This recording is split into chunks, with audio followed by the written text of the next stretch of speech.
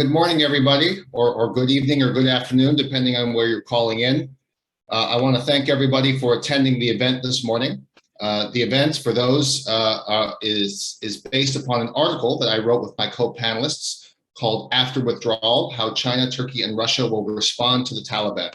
And it was looking at the unfolding events with the American evacuation and withdrawal from Afghanistan and what different regional actors will take away and at least try and engage with the new government in Afghanistan.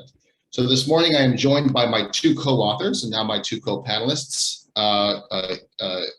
who will each be speaking for about 10 minutes.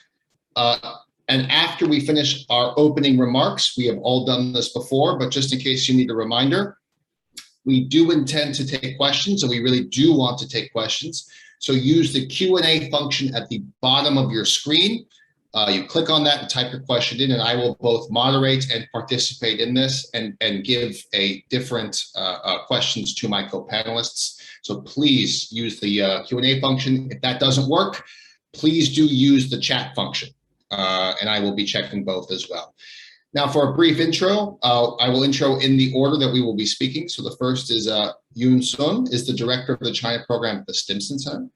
We have myself, Aaron Stein, I'm the director of research at the Foreign Policy Research Institute. And then third will be Michael Kofman, who serves as director of Russia Studies of the Russia Studies program at the Center for Naval Analyses, and is a senior adjunct fellow at the Center for New American Securities. So with that, I will turn the floor over to Yoon. So please, the floor is yours for about 10 minutes. Will come to me, and then we will go to Michael, and then we'll go to the questions. So with that, the floor is yours, Yoon. Thank you, Aaron. It was a great pleasure to co-author the piece, and also a great pleasure to be on this panel. So apparently a lot of things have happened since we published our piece. So I'll like every day. So I'll provide a brief introduction to what Chinese assessment of Afghanistan under Taliban looks like now, and what are some of the potential future priorities for China. First off, China's assessment of the Taliban-led government, I think just like the United States and like a lot of other countries, so far China does not find the interim government Taliban has announced to be inclusive.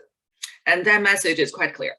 The message sees a lack of inclusiveness as reflective of the ethnic and religious identity of the Taliban, and finds it problematic mostly because the lack of inclusiveness sows the seeds for future conflicts and instability.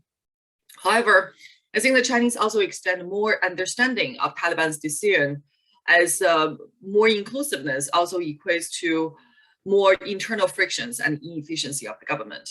So there's a genuine hope in Beijing that the Taliban could lead the country out of the decades-long quagmire, assuming that the group could become more moderate and, more importantly for China, more pragmatic. Despite this positive tone and hope for the long-term change of the Taliban, uncertainty remains to be the keyword in China's assessment of the country for the foreseeable future. Challenges are abundant. On the top of the Chinese list are Taliban's lack of capacity to run the government, the multi-layered crisis from food shortage to social instability, the consolidated symbiosis between the Taliban and terrorist organizations after decades of interdependence and interaction, especially on the local level. There's also the difficulties to win international recognition, also the reputational baggage the Taliban carries for example, its association with the Haqqani network. And last but not least, the Chinese do see the potential for escalated great power competition in Afghanistan, and even the possibility for a proxy war down the road.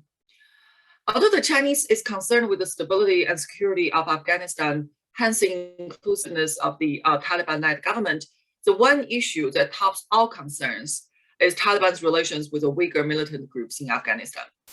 So on September 9th, Taliban spokesperson Shaheen told Global Times, China's Fox News, in an exclusive interview that, quote, quote, many East Turkestan Islamic movement members have left Afghanistan because Taliban has categorically told them that there's no place for anyone to use Afghanistan against other countries, including its neighboring countries.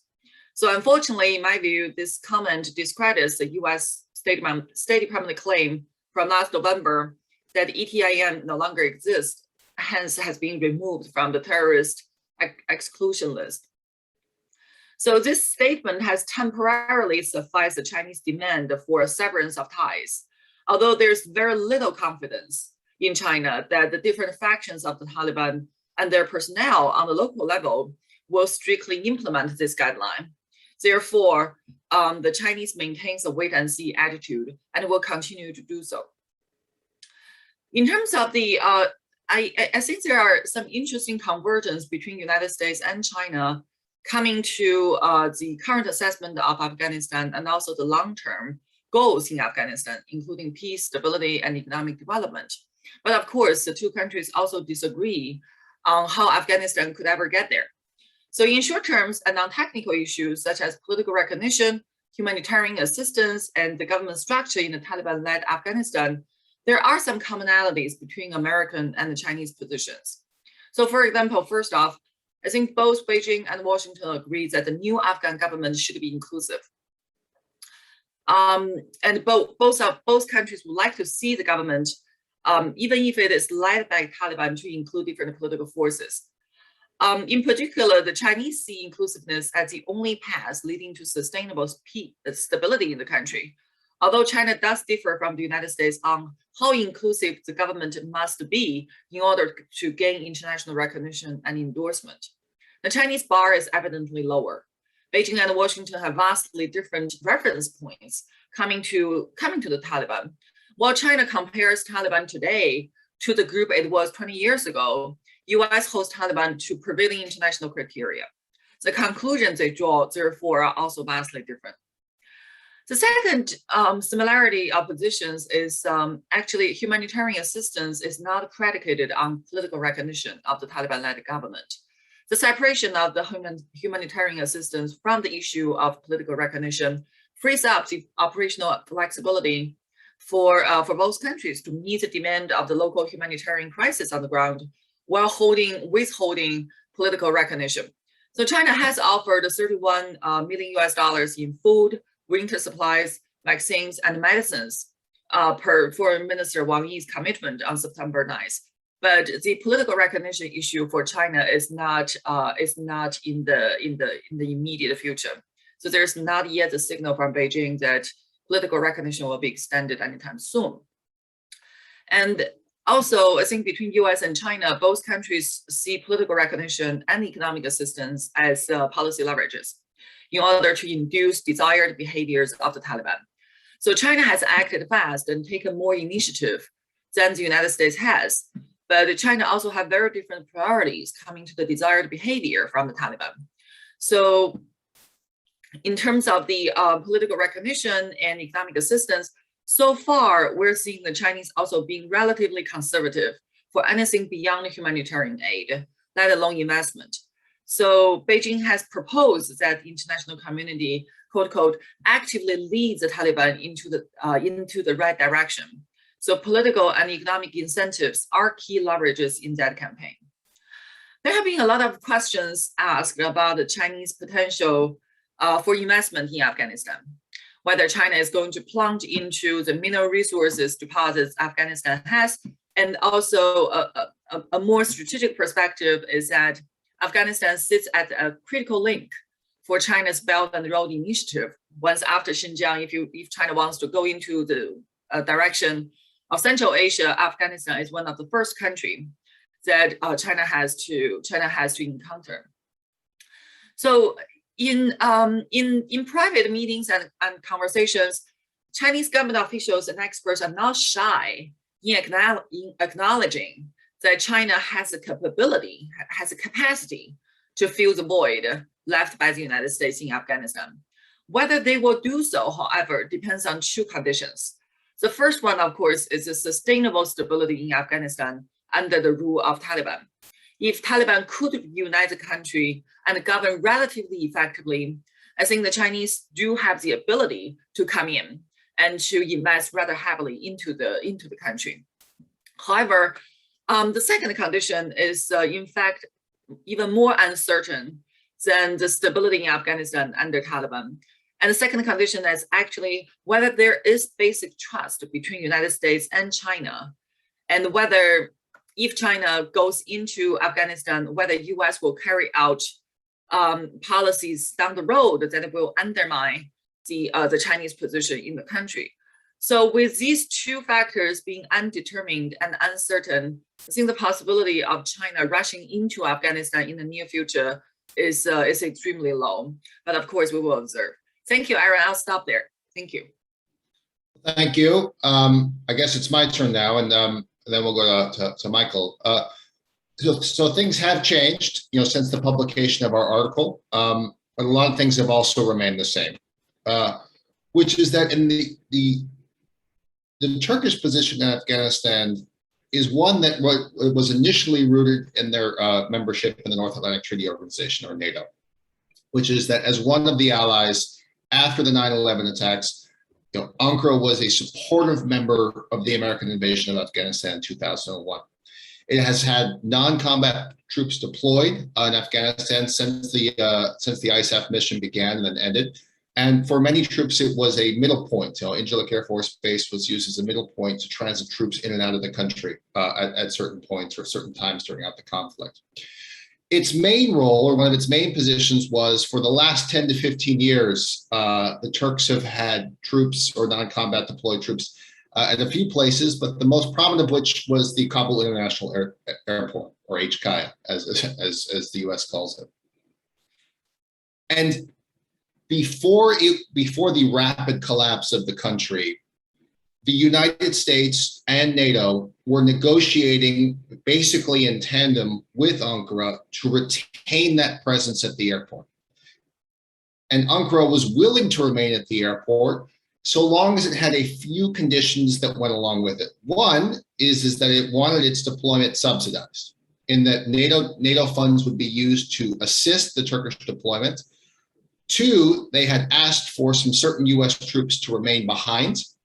And three, they were looking for a European partner, or at least a European contingent, to go alongside with them. Now, basically all of those points, there was agreement. One is that there was both going to be US and NATO funding for this mission. Two, the US had agreed, at least on paper, to leave behind a small contingent, mostly to ferry diplomats from the airport to the embassy, because they would be airlifted via helicopter. The third issue was there was a few bumps in the road, and it was left unresolved by the time that the Ghani government fell, which is who would go alongside with them. I know that the Turks had approached the Hungarians, who at one point did express some interest, but ultimately soured on that, I believe, as the country began to implode and everybody could see the writing on the wall. This deployment was always sort of de facto contingent upon both the Ghani government and the Taliban acquiescing or signing off. There was a lot of talk in Turkey about the dangers of this deployment before the collapse of the Kabul government. But the Turks were quite clear in that they were indirectly negotiating with the Taliban via its close ally, the Qataris, but also its close partner, Pakistan, basically to win Taliban support.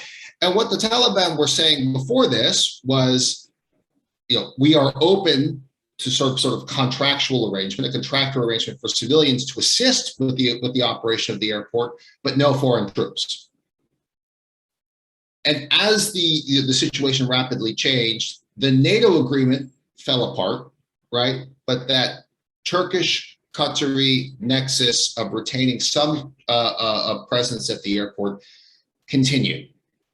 And to date, the Qataris in particular have filled the void, and there do appear to be a Turkish technical team alongside with them for the small number of flights that are continuing out of HKIA every couple of days or so. But one of the main sticking points continues to be how security will be provided once the airport gets up and running.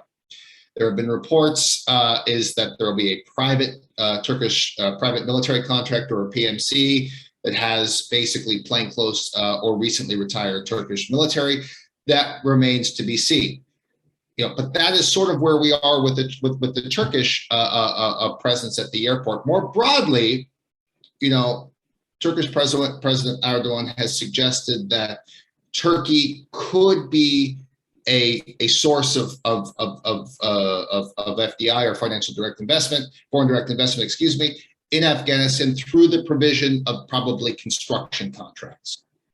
And this is a big salient political point for Turkey, because as the own country is mired in economic problems, this key constituency for Erdogan and the AKP, this closely aligned, close-knit groups of construction firms are eager to look to foreign markets to pad lost revenue from inside of the country, and perhaps Afghanistan could be one of those places. I am skeptical of that, but that at least is some of the public talking points.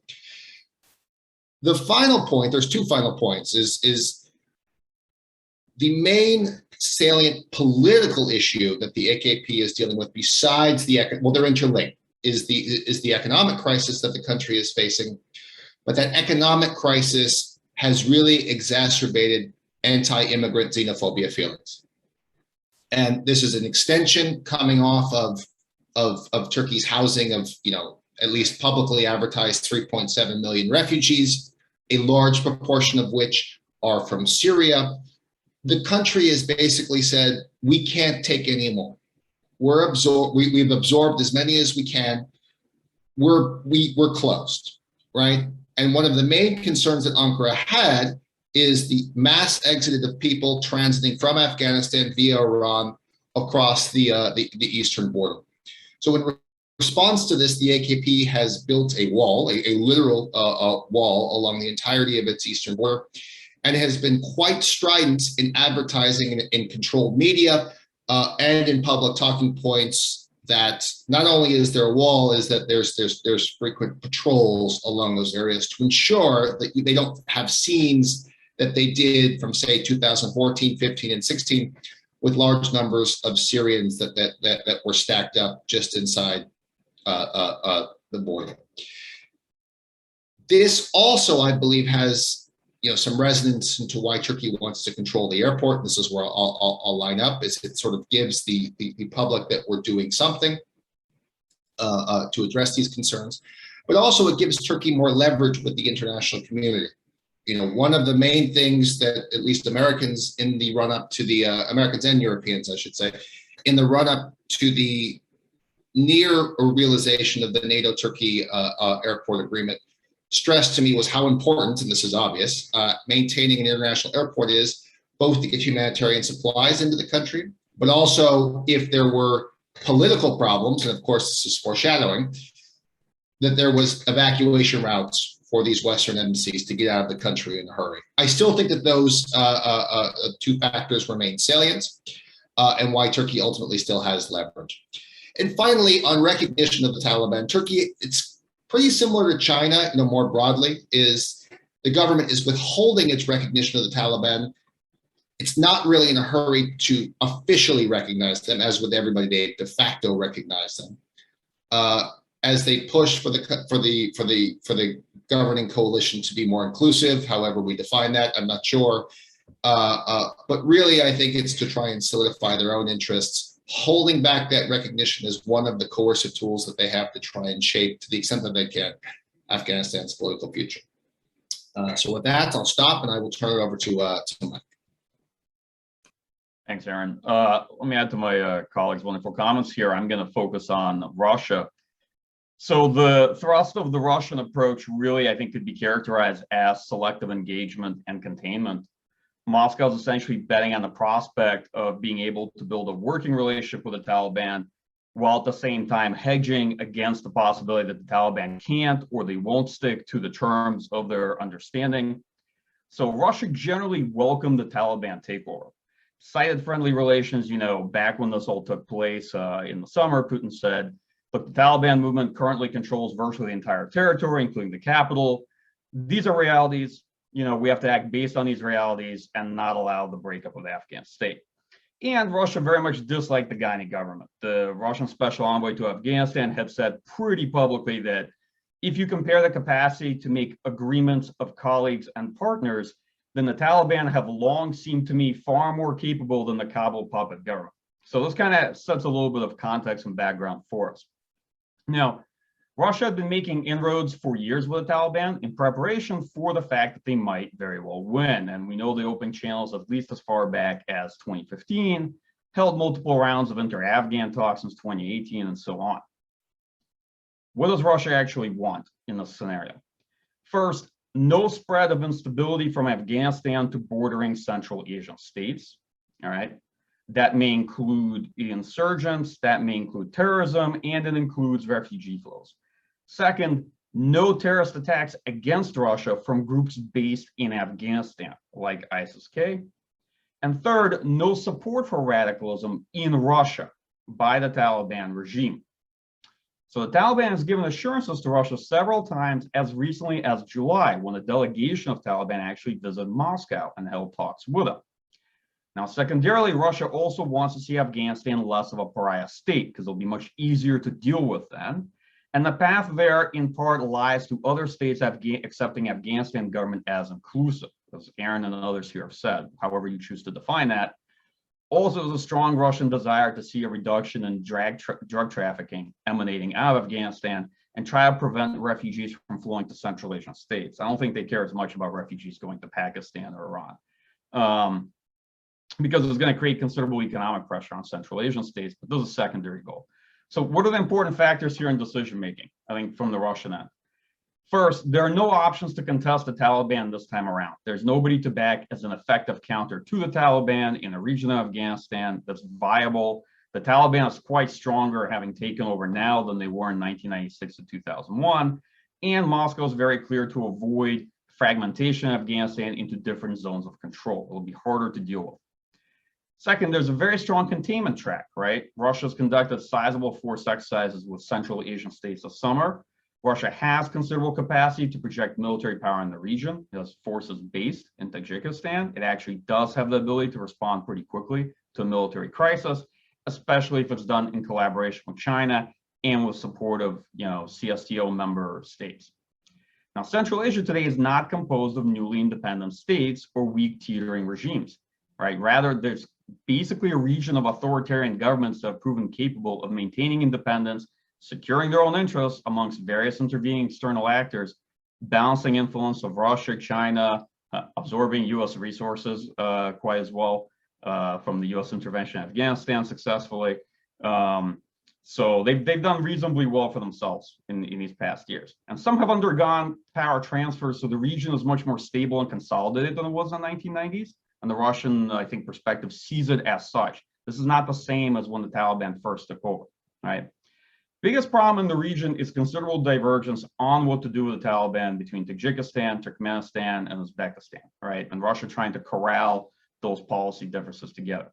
So Emomali Rahman and Tajikistan really didn't like this outcome, and it didn't seem to be very well prepared for the Taliban taking over. Whereas other countries like Turkmenistan and Uzbekistan have made considerable inroads with Taliban themselves. They maintain ties throughout.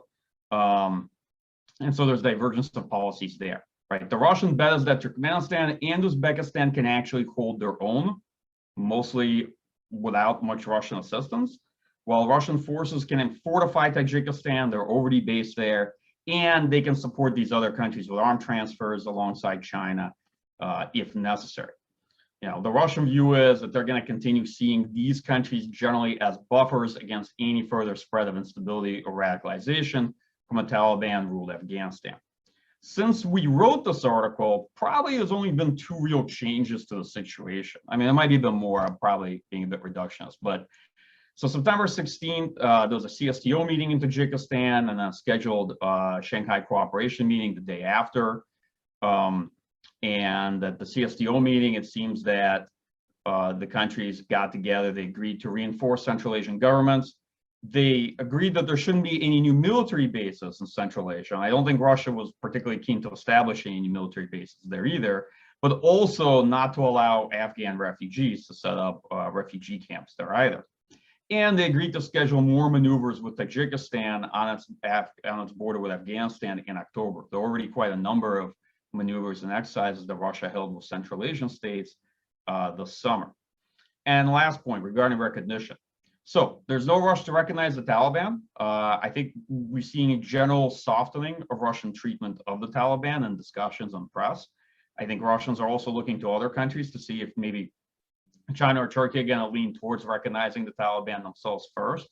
The condition that Lavrov, the foreign minister, floated was not a condition for recognition, but that the Taliban government has to appear inclusive in order for Russians to take part in a ceremony that sort of declares and unveils the new government. These are sort of, and that's not a formal recognition, but it's a way of sort of participating, granting the regime legitimacy. It's not entirely clear what inclusivity really means. And the last point I make is that the initial Russian response when the Taliban take over is that there's no security problem, they're not panicking, they're not evacuating the embassy. But then the security situation deteriorated. It did appear that they withdrew non-essential personnel from the embassy. At least that's what I had heard. So obviously not everything is going as well as they hoped regarding their embassy status in Kabul. So I'll close on that and turn it over to Aaron, who I think is moderating. Thank you.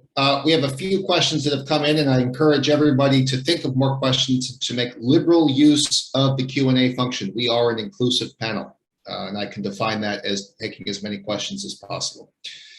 The first one, I'll come to you. You touched a little bit on how China assesses risks and threats, talking a little bit about the Turkestan Islamic Party. Can you expand that out a little bit? Is there anything beyond the Uyghur issue, the Turkestan issue, that they are concerned about? And how would you say more broadly does China assess the threats from Afghanistan moving forward? That's a great question. Thank you, Yuli, for asking that question. I think on the top of the Chinese list is a security, is a homeland security issue, because of the what the Chinese perceive as the three evil forces in the Xinjiang Uyghur Autonomous Region, and the correlation and association between the Uyghur militants that China see with their Afghan sponsors or Afghan supporters. I think Afghanistan has always been viewed through the lens of the Xinjiang and through the lens of homeland security for China. So in China's dealing with any government, including the previous Ghani government for the past 20 years, you will see that the Chinese priority has always heavily dwelled on the issue of Uyghurs. It's almost as if that, well, as long as there's no Uyghur problem, then China could be fine. China will be fine with any government that's basically in power in Afghanistan. But that does raise a lot of questions among the Chinese policy analysts, because if you think about the religious nature and the mandate of Afghan Taliban, it's very difficult for the Chinese to draw the conclusion that Afghan Taliban will not support their Uyghur Muslim brothers. So I think on that is it further deepens the point about the uncertainty related to the Afghan-led government in Afghanistan. Although Beijing sees that, well, Taliban seems to be more pragmatic, which is a word that Beijing loves. As long as they're more pragmatic, it means that China will have leverage, and China will be able to work with them and induce behaviors that China would like to see. However, the counter-argument to that, even in China, is that, well, Taliban is not monolithic. So there are different factions, and there are different views about their relationship with, for example, with Uyghurs. And there's no guarantee that the decisions made on the top will be loyally carried out on the local level or on the grassroots level. So I think these back and forth really illustrate what the Chinese see as an ongoing and perpetual problem or security problem that China will have in Afghanistan. Beyond the Uyghur issue, I would say that with the U.S. withdrawal, there is a question about the who is going to fill the void question in Afghanistan, whether it's Pakistan, Russia, Iran. Basically, all the neighboring countries have their own influence, and with the uncertainty associated with the foreign influence in the country, it's very difficult for the Chinese to rest peacefully and say, well, now Afghanistan is settled and we're going to have a relatively stable future. So the uncertainty associated with the foreign influence in the country and what's going to settle in the end by this interactive dynamic is also a question that China perceives, although it's less of a security threat per se, I would say. I will stop there. Thank you. Thanks. Mike, I'm going to come to you with two interrelated questions. One is that you mentioned is about the military basing issue. So I'm wondering, beyond just being, either a hub for Afghan refugees or anything along those lines, does that also have an international angle? Is it warning off these Uzbekistan in particular against allowing U.S. forces in there for counterterrorism operations? And two, can you go a little bit more into depth about, because it seems like Russia has been pretty forward-leaning, how Lavrov would actually define inclusive? Sure. I'll take the last one first, which is, I think the answer to that, while vague, is pretty straightforward. So Lavrov earlier in September, I think September 6th, stated very clearly that by inclusive, Russia means a multi-ethnic government that is not just composed of Pashtuns, but that there are also Tajiks, Uzbeks, and Hazara. And he listed those ethnic groups. He did not say one that's more democratic. He didn't say one that includes women. He didn't say one that includes different points of view. He said multi-ethnic, besides Pashtuns, 3 other ethnic groups, okay? And that's kind of what I think are the broad parameters of inclusivity from a Russian perspective. At least I'm going with what we know. I don't know anything more than that, but the foreign minister was pretty clear when asked about a week and a half ago what inclusivity means. Now, regarding basing, so great question. Now, part of Russian policy has always been to avoid a permanent U.S. military presence in Central Asia and U.S. military basing there. I remember a while ago, I was actually in government back then when meeting with Russian colleagues, and we'd be discussing the prospective U.S. withdrawal planned or drawdown for 2011 under Obama administration. As soon as the mention of withdrawal got raised, Russian colleagues would say, yeah, it depends where you're going to withdraw, because you like to say goodbye, but you never leave. So if you mean by withdrawing, you're going to park yourself over in a Central Asian state with a permanent military presence here, that's not the kind of withdrawal from the region we're looking for. The sense I have is that, yes, it's partly, of course, to cut out any possibility of the United States staying, right? I also think Central Asian states, probably outside of Tajikistan, are not keen for a stronger or more robust Russian military presence either, right? Uzbekistan certainly isn't. So there's a challenge there for Russia on which state to reinforce, which is clearly Tajikistan, and which states to basically support, but to avoid getting overdrawn into the region. Because the Russian challenge is always that, on the one hand, yes, these are buffers it seeks to maintain, and it seeks to maintain influence there. But on the other hand, it understands that the U.S. leaves a vacuum, not a power vacuum, it leaves a money vacuum for rent seeking. And these states are phenomenally great at rent seeking, right? And the United States was spending tremendous amounts of money in the region. Yes, on Afghanistan, but this had a sort of glowing effect in terms of the other countries there, right? And so the Russian concern is not, as always, to get sucked in and leveraged by Central Asian states. We'll talk about security, then they'll want security benefits, and they'll want to try to basically engage in an extractionary policy. Well, let me come back to you. So one of the questions was about Belt and Road, right? So is China likely to use, sorry, I'm getting text from my wife. Is China likely to use Belt and Road Initiative to project its interest from Western China and Tibet into Afghanistan to tie its activities there with existing BRI projects in Pakistan and Iran? So I would frame it slightly differently, is basically looking forward, how do they see Afghanistan fitting into BRI, if at all, right? Beyond just maybe a potential market. And if I could ask a second follow-up question is, one of the main friction points between Turkey and China has been the Uyghur issue, particularly the migration of people to Syria and the potential for them to come back. Is there any discussions that you know of that also touches on this with the prevention of them going to Afghanistan, or is there even some interest in trying to keep them locked up in in Syria, and there's perhaps some elements of counterterrorism coordination that could be undertaken. Thank you, Aaron. Those are two terrific questions. First, on Belt and Road Initiative, I think the policy design that China and Pakistan had been in conversation with about the future of Afghanistan is indeed to turn Afghanistan into another wing of the China-Pakistan economic corridor. And the idea is that regional connectivity based on the infrastructure that China could build will provide this stabilization effect. Well, whether that's a correct logic depends on the debate and deliberation, because if you look at Pakistan, despite the fact that the CPEC has been ongoing in the country and infrastructure projects have been built in the past 5 months from April to July to this summer, we have seen 4 terrorist attacks against Chinese nationals and Chinese assets in Pakistan. But still, I think when China and Pakistan were in conversation about the future of Afghanistan, there have been a lot of design and conversations about turning Afghanistan into another wing of CPEC and absorb it into the orbit of the regional connectivity network.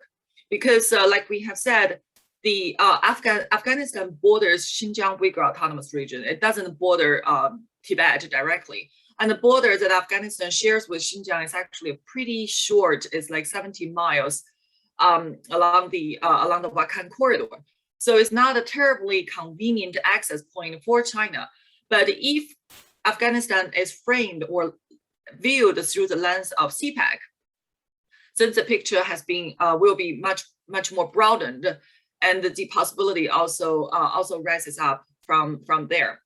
On the issue of the return of the Uyghurs, that's primarily a counterterrorism issue. So that's viewed through CT, through counterterrorism cooperation, and also through law enforcement cooperation. So China in the past has had some experience working with Afghan government on that. And there's collaboration between China and Pakistan. With Turkey, I think that's a more complicated issue because of what the Chinese perceive as a Turkish sympathy to the Uyghur population. So I believe that the question of the Uyghurs captured in Syria is going to be an ongoing conversation, and will require a lot of concessions and compromises from both the Chinese side and also the Turkish side. But if you ask me, I think the Chinese preference would be return these people, deport these people back to China, and let the Chinese. Well, I think Beijing would prefer to be responsible and to put these people through a legal process in China. Thank you. Thank you. Mike, I'm going to come to you with a 2-part question, building on something that Yuri asked.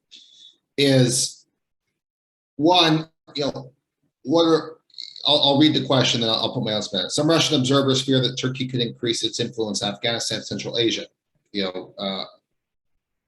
One, do you agree with that? And 2, how realistic it is? I can answer that a little bit. But 2, and maybe it's a question for both Mike, you first, and I'll come back to you, Ewan, is the United States has a very sort of well-developed idea of what counterterrorism in third countries looks like, particularly Afghanistan, right? We keep hearing the words over the horizon, and we can just, it's special operations forces, it's drone strikes on either leaders or people deemed to be a threat to the US or the US homeland. What does that look like for Russia and China, right? Who don't have necessarily the same capabilities, but have similar, concerns about terrorists in ungoverned spaces threatening their country. So Mike, I'll come to you, then I'll come back to you, Okay, sure. On Turkey is a tough question. I'm an observer. I'm not an expert on Russian-Turkish relations. I think first of all, I think it is somewhat realistic that Turkey can increase its influence in Afghanistan, but not tremendously meaningfully. And I can also see that Turkey, at the very least, would be very concerned about refugee flows from Afghanistan to Turkey and would want to secure that aspect of the problem early on. To what extent does Russia actually fear this, as opposed to Russian observers in Moscow or whatnot? I draw a very particular distinction there, because I don't think Russians are staying up at night worried about people dramatically increasing their influence in Afghanistan. They're welcome to it. If that's where they would like to invest their time, resources, and money. I'm not sure Russians see Afghanistan as competitive for themselves. It's more of a problem to manage. Over the horizon. Yeah, U.S. over the horizon counterterrorism discourse, Aaron, to me is always very interesting because it's practicable when you're talking about drones and things like that. Special forces require a tremendous amount of support. They require combat search and rescue. They need bases available nearby. They need a various support from specialized aircraft. They're actually not that light at all. If you're thinking about deploying special forces and sort of like in the movies, there's a team parachuting in and somewhere, you know, people are watching from satellite. Yeah, that may be a tiny part of it. There's actually a huge amount of infrastructure required for those eventualities when things go wrong in a special forces mission. So if you're over the horizon with special forces, you actually need quite a bit of basic infrastructure nearby to make that happen. That's sort of my own personal view on it. From the Russian perspective, when you're looking at CT, I don't see them treating cases like whether it's Afghanistan or the more recent experience in Syria as a CT mission or a CT experience. They saw those as principally actually conventional fights with an opponent that had limited capabilities, but nonetheless was principally a conventional adversary, right? And an adversary would also use, terrorist tactics, but nonetheless, somebody who used tanks, infantry, fighting vehicles, had air defense and that like. And so it was much more of a conventional military approach to dealing with that problem set, rather than attempting to do over the horizon counterterrorism. So if the question is, does Russia intend to conduct any kind of over the horizon counterterrorism in Afghanistan? So far, the answer seems to be no, and that seems to be also reaffirmed by statements at CSTO. Would Russia be conducting these kind of operations if there was a problem in Tajikistan? Yes, absolutely. And they would be ground force heavy and air power heavy, all right? And Russia can very quickly upload and plus up its presence in Tajikistan. Folks that think that Russia is not capable of tremendous power projection beyond its borders are very wrong. It would actually not take much time. If you saw how fast Russia deployed a light infantry brigade into Nagorno-Karabakh in November, right, on the drop of a dime, it would not take much time for a substantial Russian airborne or another type of brigade to arrive in Tajikistan to reinforce those units.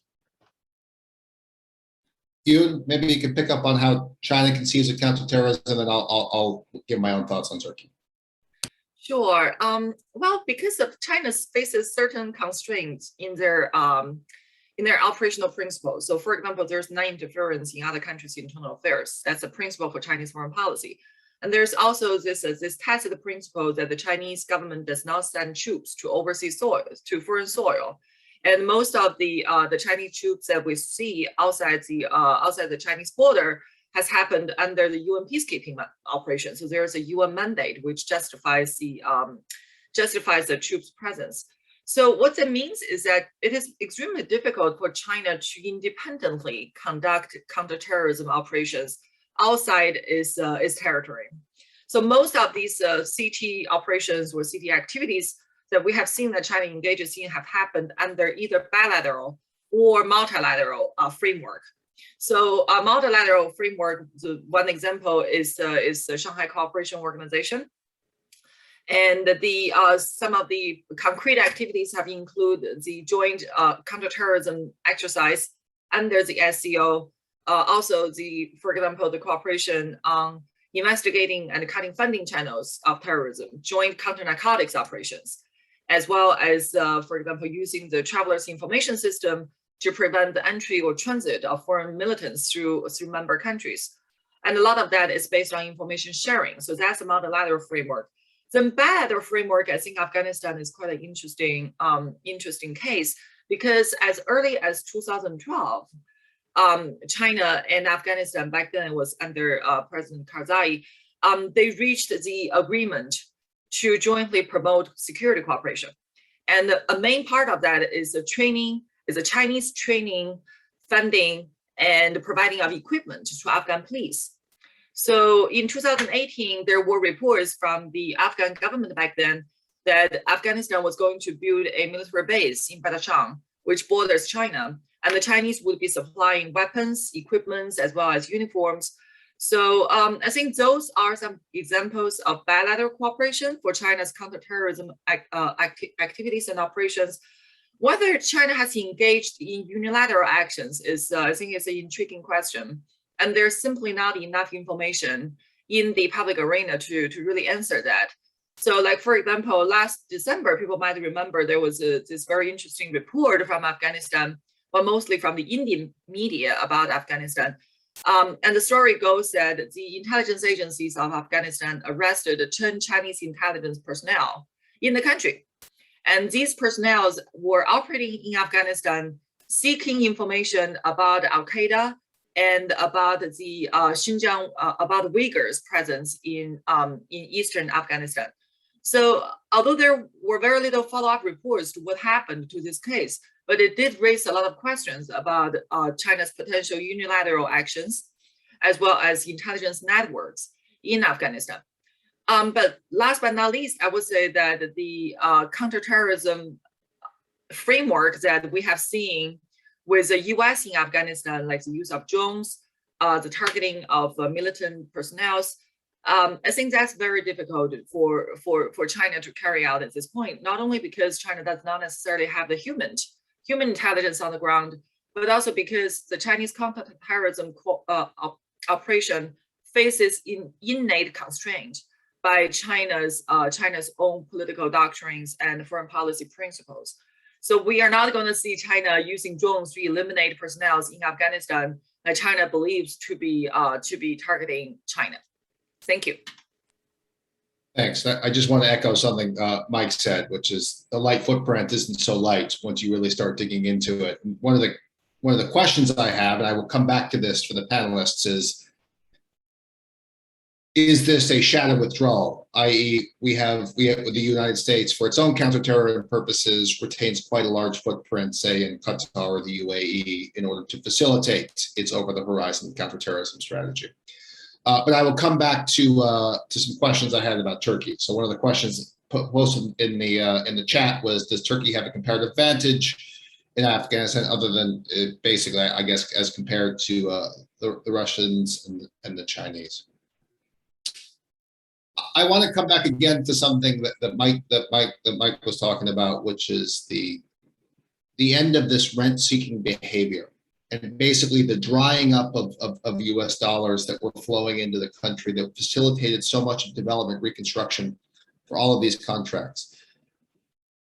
One of the main questions I have about some of the elements of the Turkish, at least, approach to this is, outside of that core framework of billions of dollars flowing into that country, large infrastructure investments, I think, will be few and far between, and I think will be difficult to facilitate if U.S. sanctions remain, if there are considerable U.S. sanctions placed upon the Taliban, or if the Taliban don't have access to the same types of financial instruments that the Ghani government did because of U.S. reactions to that. But I will say that, Ankara's willingness and overt willingness to engage with the Taliban on economic issues. One of the things that Erdogan has talked about from the beginning is that if they meet this definition of inclusiveness, which is similar to Lavrov's, it's not about women's rights. It's not about a movement to democracy. It's about ethnic and sort of religious representation within the government. Is that there can be a movement forward off of this. I do think that the main thrust that we will see, though, will be built around sort of Qatari engagement. Is that the Turks can move in on the backs of the Qataris, and they can provide sort of the, trying to get the right word here, but sort of the expertise or some of the implementing arms of Qatari engagement for any future engagement in Afghanistan. And here I'm specifically, again, talking about the airport, because while the Qataris could be the one negotiating the agreement, it will be Turkish technicians or supervisors and potentially a Turkish PMC that would provide security. Now, I actually we have about 10 minutes left. So if people want, we have a few questions in the chat. I'll come back to.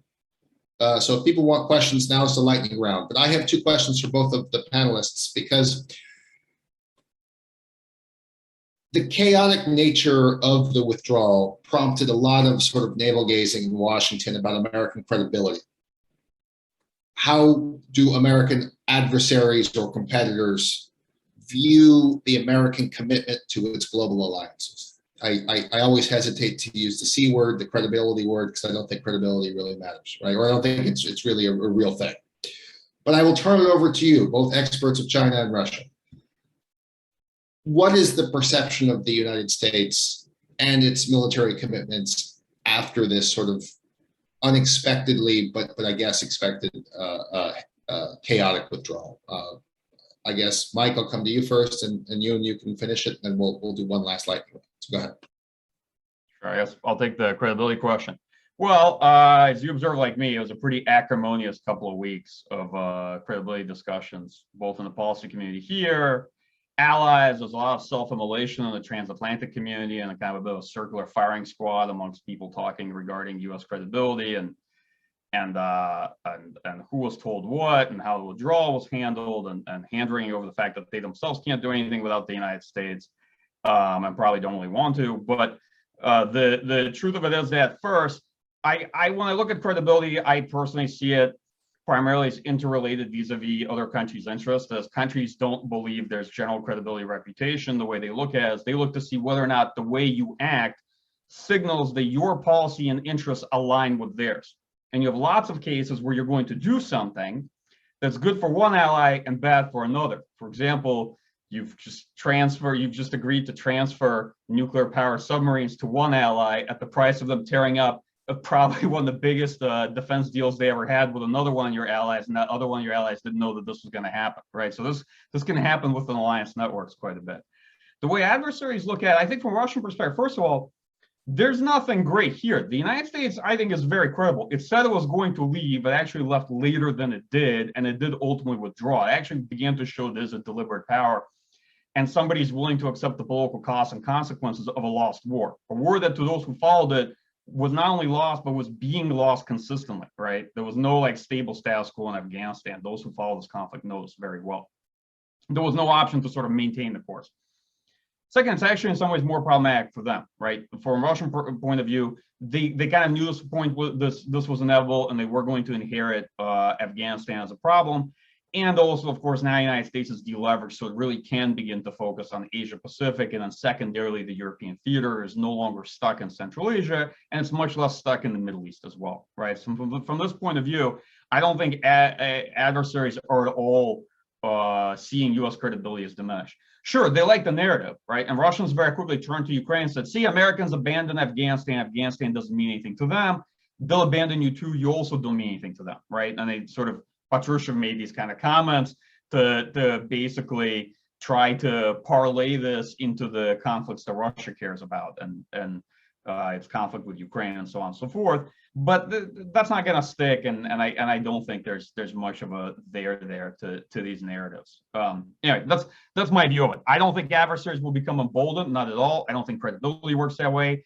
I don't think allies, despite all the hand-wringing of the last month and a half, are actually that concerned about U.S. credibility either. I think, if anything, those allies that are really concerned about U.S. security commitments to them should feel better about the fact that the United States genuinely is focused on the regions it said it's focused on, and has largely extricated itself from some of these enduring conflicts that had no solutions in terms of trying to use force to achieve political aims. You? Yeah, well, the Chinese attitude about the U.S. withdrawal has been very conflicting or self-contradictory from the very beginning. I think on one hand, the Chinese want the U.S. to leave because, well, since the beginning of the war in Afghanistan, the Chinese see this as a U.S. presence in China's backyard, and there's geopolitical connotation to that judgment. But on the other hand, I think a lot of Chinese also wanted the U.S. to stay, because the U.S. being bogged down in Afghanistan in China is interpreted as this golden window, strategic window of opportunity for China that basically capitalizing on the U.S. war in Afghanistan, China was able to use that 20 years, or that 10 years, depending on how you define it, to develop its strengths without being noticed or being focused on or being targeted at by the United States. So coming to the withdrawal, there are a lot of people who believe that the withdrawal is going to leave Afghanistan in a chaos. And for them, this is another US conspiracy to create chaos on Chinese border, which is why that I think a lot of Chinese do want have wanted the US to stay. But the counter argument to that is, well, the Chinese ask the question, the withdrawal of what? That by summer, there were like 3,000 US troops left on the ground. So withdrawal of these troops, are they really going to make a difference to the US strategy in Afghanistan, since 3,000 troops doesn't really change, doesn't really move the earth? So I think there have been this deliberations in China about what it really means for US to withdraw. But coming to the credibility issue, the one issue that China has jumped on to capitalize on this opportunity is Taiwan. That you see the Chinese analysts and Chinese media almost immediately turn the table to argue that while US abandoned Afghanistan, Taiwan, you are the next. And I think there's a little bit of a psychological warfare embedded in there, because it did raise concerns in Taiwan as for US commitment to the credibility of the US security assurance.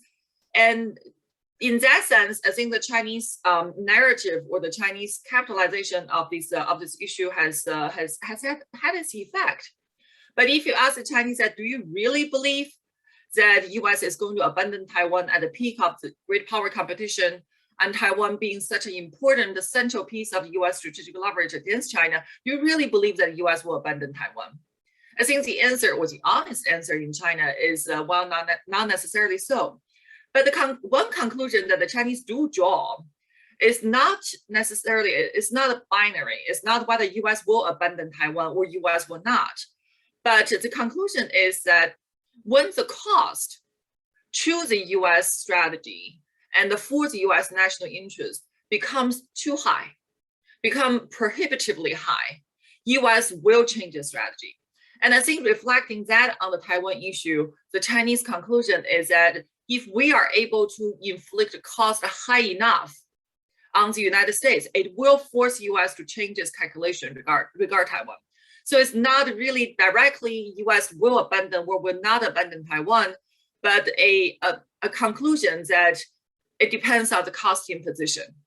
And I think translating into the Chinese strategy, it will be, well, we need to inflict as much cost on the United States on the issue of Taiwan as possible in order to force the US to change its behavior. Thank you. Maybe we'll call it wedging and hedging. If you're the Turks, you kind of hedged a little bit. You were engaging in preparation for this, and you continue your hedging, knowing that you're still part of the alliance. Whereas if you're an adversary like Russia or China, you're wedging, using this to try and reinforce narratives, whether in China on the Taiwan issue or in Russia on Ukraine and broader European security issues. And I think in the US, we're worried about nuclear submarines, which is an event for a couple of weeks. With that, I want to thank everybody for joining. It's been a pleasure to do this. If you enjoyed this event, you will enjoy FPRI, because we do a lot of stuff like this all of the time. Check out our website at fpri.org. And if you are so inclined thereafter, become a member. It's the support function on the far right, whatever you feel comfortable with, because as nonprofits, we need as much help as we can get. So with that, thank you everybody for joining. Thank you, Yoon. Thank you, Michael. And have a good day, everybody. Thank you. Bye. Thanks. Take care, everyone.